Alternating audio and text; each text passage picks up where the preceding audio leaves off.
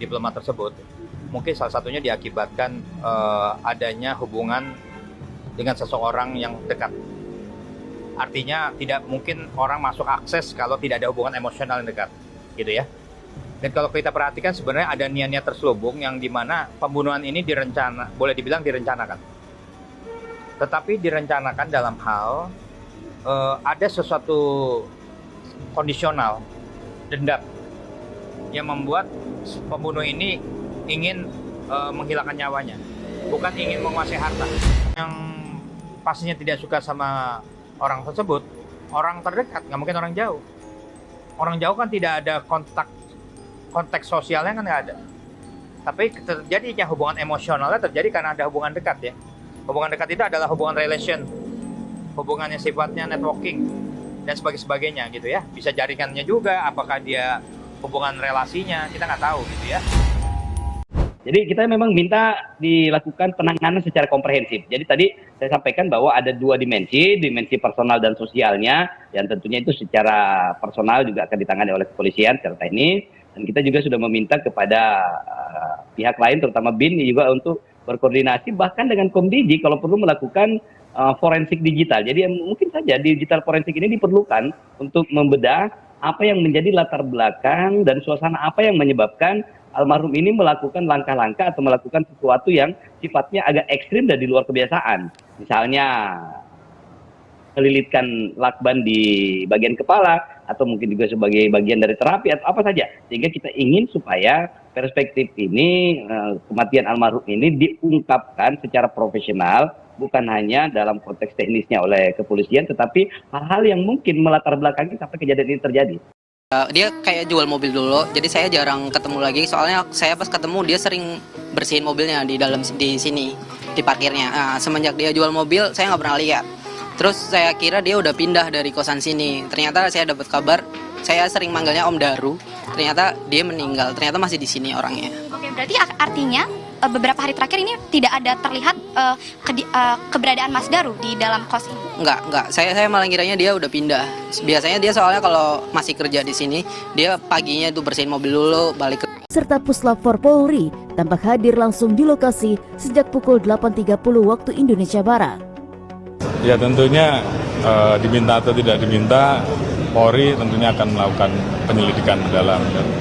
Tentunya apabila sudah kita temukan bukti-bukti, dan saya minta untuk anggota juga bergerak maksimal agar segera bisa terungkap, karena memang ditunggu oleh publik, ditunggu oleh masyarakat. Jumat sama Sabtu. Saat itu gimana? Ya nggak, biasa aja. Biasa bawa sepeda, dia naik sepeda, pakai celana pendek sama kaos. Oke, membawa sesuatu nggak?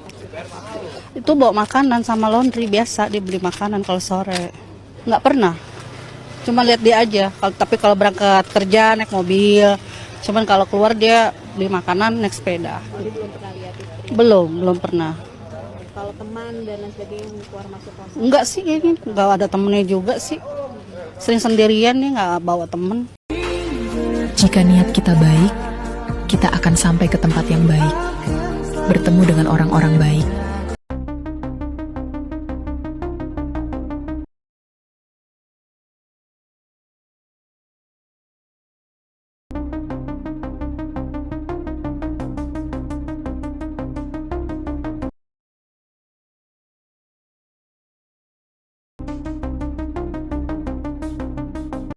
Kamu tahu nggak, ada kejadian yang mirip dengan kasus kematian ADP, diplomat Kementerian Luar Negeri Republik Indonesia, yang ditemukan meninggal di dalam kamar kos yang terkunci rapat dengan kondisi wajah tertutup lakban dan badan yang ditutup selimut. Kejadian ini mirip dengan kasus kematian agen rahasia Inggris Gareth William pada tahun 2010. Gareth William yang dikenal cerdas dalam matematika dan ahli memecahkan kode dalam dunia spionase ditemukan meninggal di apartemennya dengan kondisi yang tidak wajar karena almarhum ditemukan terbungkus di dalam tas jinjing yang terletak di kamar mandi apartemennya.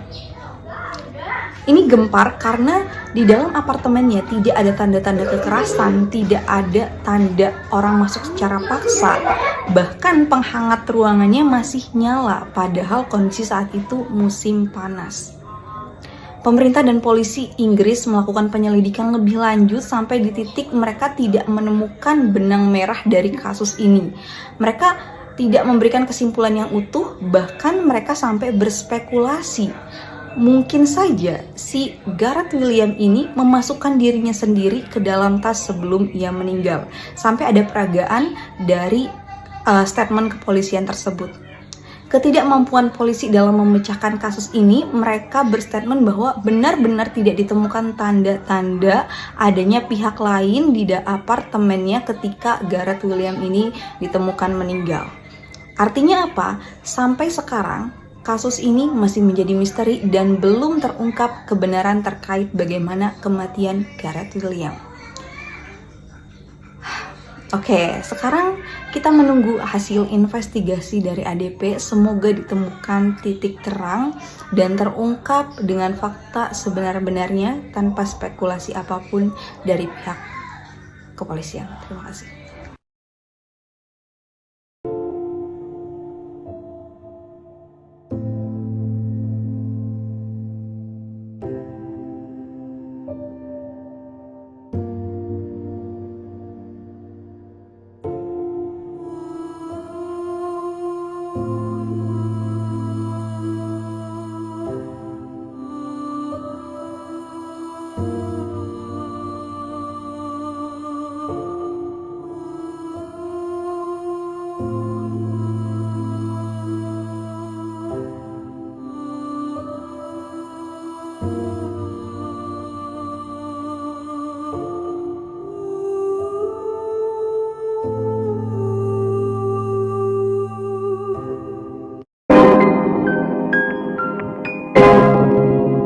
Hai guys, balik lagi bersama saya tentunya Uki Kevin. Nah, ini masuk lagi ke segmennya tentang kematian Arya ya.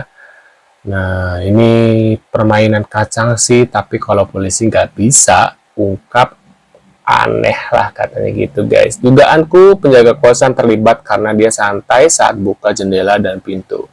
Nggak ada rasa kaget atau panik. Nah, ini kita lihat ya seperti apa guys. Ini ada tulisan seperti itu ya, bukan dari aku ya, tapi dari tulisan info ini ya, dari video ini. Coba kalian lihat pria yang buka baju ini.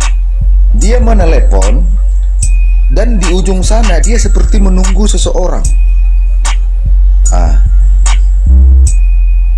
Sambil menelepon.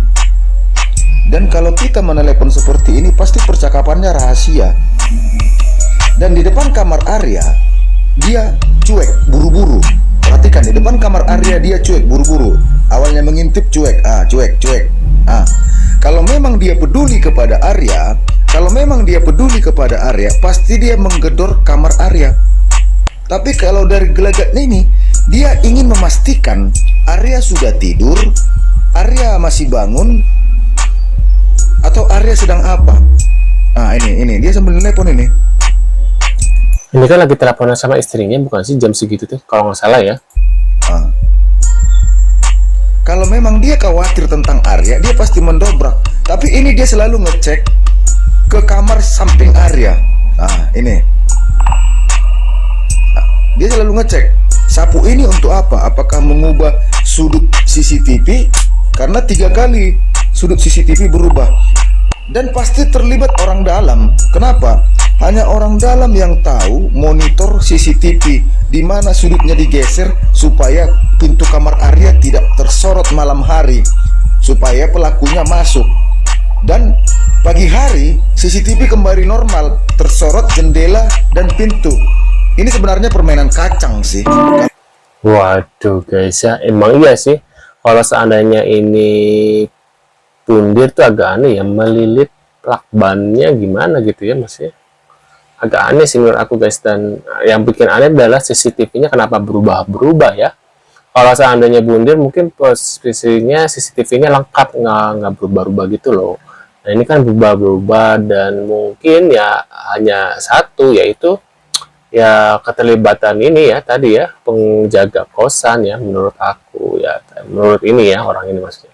Nah, ini kita lihat lagi ada berita apa lagi guys. Bahkan kepalanya sudah terlilit lakban dan tubuhnya tertutup oleh selimut. Kalian lihat, ini adalah rekaman CCTV yang memperlihatkan momen-momen saat jasad Arya Daru ASN Kementerian Luar Negeri pertama kali ditemukan di dalam kamar kosannya di kawasan Menteng, Jakarta Pusat. Di dalam video itu terlihat penjaga kos-kosan bersama seorang pria lain memaksa membuka jendela kamar dengan obeng, lalu masuk ke dalam kamar dan menyalakan lampu kamarnya. Pria berbaju putih terus-terusan merekam kejadian dengan ponselnya. Setelah masuk, penjaga kos-kosan terlihat mencoba menghubungi seseorang, diduga pihak keluarga atau pihak kepolisian. Arya ditemukan dalam kondisi yang sangat amat mengenaskan, terbaring di kasurnya, mengenakan kaos berwarna biru tua dan celana hitam. Bahkan kepalanya sudah terlilit lakban dan tubuhnya tertutup oleh selimut. Istri dari Arya sebelumnya sempat curiga karena saat itu istri dari korban tidak bisa menghubunginya dan meminta bantuan kepada penjaga kos-kosan. Kondisi jasad tersebut memunculkan dugaan kuat dari publik bahwa ada unsur ketidakwajaran dalam kematian korban. Meskipun polisi belum menyimpulkan penyebab pasti tewasnya Arya Daru. Pihak kepolisian mengatakan ada sidik jari Arya Daru ditemukan di lakban, namun belum dipastikan apakah dia melilitkan lakban itu sendiri atau ada keterlibatan pihak lain. Jenazah Arya Daru kini telah dimakamkan di Bantul, sementara keluarga berharap penyelidikan segera mengungkapkan kebenaran di balik tewasnya yang sangat amat janggal. Cuma kalau dipikir-pikir ya, gak mungkin dong Pak dia ngelilitin mukanya dengan lakban, atau bisa jadi dia berusaha buat ngebuka lakban itu dari wajahnya. Bener-bener ya, mungkin pas di sama pelaku seandainya ini pembunuhan gitu ya, pasti lakban dia berusaha ini memberontak gitu guys, tapi nggak bisa gitu, makanya tangannya bisa sidik jarinya bisa ada di itu guys ya, di lakban. Polisi menemukan sidik jari diplomat ADP pada lakban di wajahnya. Barang di kos ADP tidak ada yang hilang, serta hasil visum luar menunjukkan tidak ada luka, katanya gitu guys ya. Nah ini kita lagi. Kalian udah lihat rekaman CCTV terbaru soal kematian diplomat Arya Daru Pangayunan. Jadi teman-teman, Selasa dini hari sekitar jam 12:30 pagi, ada rekaman yang nangkep seorang pria yang katanya penjaga kos itu mondar-mandir depan kamar korban. Dan ini cuma sejam setelah Arya terakhir kerekam keluar masuk kamarnya, sekitar jam 11:30. Nah yang bikin banyak orang mikir teman-teman, sampai sekarang belum jelas kenapa si penjaga kos ini mondar-mandir. Padahal korbannya itu kan diplomat Kementerian Luar Negeri, dan dimana ditemuin udah nggak bernyawa dengan wajah terlilit lakban. Dan kejadiannya itu di Menteng teman-teman, kawasan yang katanya penuh CCTV dan katanya juga ketat dengan pengamanan. Iya ya, padahal kejadiannya di Menteng kan, Jakarta. Kalau dipikir-pikir ya, data dari Komnas HAM juga nyebut kalau sepanjang 2024 itu ada banyak banget kasus kematian misterius yang belum terpecahkan teman-teman. Jadi wajar nggak sih kalau kita semua berpikir sebenarnya apa sih dibalik semua ini? Waduh, ngeri juga ya. Banyak kasus yang tidak terpecahkan guys sampai saat ini katanya. Oke, ini bagian area kos-kosan dari mendiang di situ. Areanya itu yang ujung gelap, yang dekat CCTV itu terang. Dan ini menggunakan dugaannya sih kayak lampu yang otomatis gitu loh. Jadi kalau ada gerakan atau orang datang, biasanya langsung hidup. Sebegitu canggihnya gitu. Ini bawa sapu nih, dugaannya adalah salah satu penjaga kos, dan dia melihat kamar. Tuh. Dan dia berhenti, dan dia ngecek gitu. Lewat kamar tersebut, garuk-garuk di belakang, balik lagi. Balik lagi. Oh, sapu buat apa? Mungkin pura-puranya gitu ya, dia sambil mau nyapu, kan udah masuk subuh nih, jam 5-an. Tetap dia fokus ke kamar tersebut sampai ke kamar ujung. Jadi ada 2 kamar nih kalau aku lihat di sini yang dijadikan perhatian. Kalau dari keterangan penyidik, kamarnya mendiang itu adalah kamarnya nomornya 105. Tapi banyak nih netizen yang komentar, Anjas, itu kalau kita lihat CCTV yang di jam 7.30 waktu penemuan, dan di CCTV yang sebelum-sebelumnya, itu kayaknya bukan kamarnya diplomat gitu loh. Waduh guys, kira-kira gimana nih guys ya? Ini benar-benar masih misteri ya, tentang kasusnya Arya Daru Pangayunan ini guys ya. Kira-kira ada keterlibatan apa nih ya? Ada yang gembar-gembor, ada keterlibatan karena mungkin beliau pernah menangani kasus TPPO ya. Jadi ada ancaman gitu loh guys ya. Makanya beliau di lakban memakai lakban warna kuning itu sebagai peringatan, katanya sih seperti itu. Nah, kita nggak tahu ya apakah ini benar ada kasus pembunuhan atau emang ada kasus, bukan kasus maaf, ada pembunuhan lagi, bundir gitu ya guys ya. Nah, tapi kalau bundir pakai lakban sendiri agak-agak aneh sih, agak-agak rancu menurut aku ya guys ya. Menurut kalian gimana nih? Tulis di kolom komentar. Terima kasih sudah hadir dan kita akan bertemu lagi di video selanjutnya. See you guys.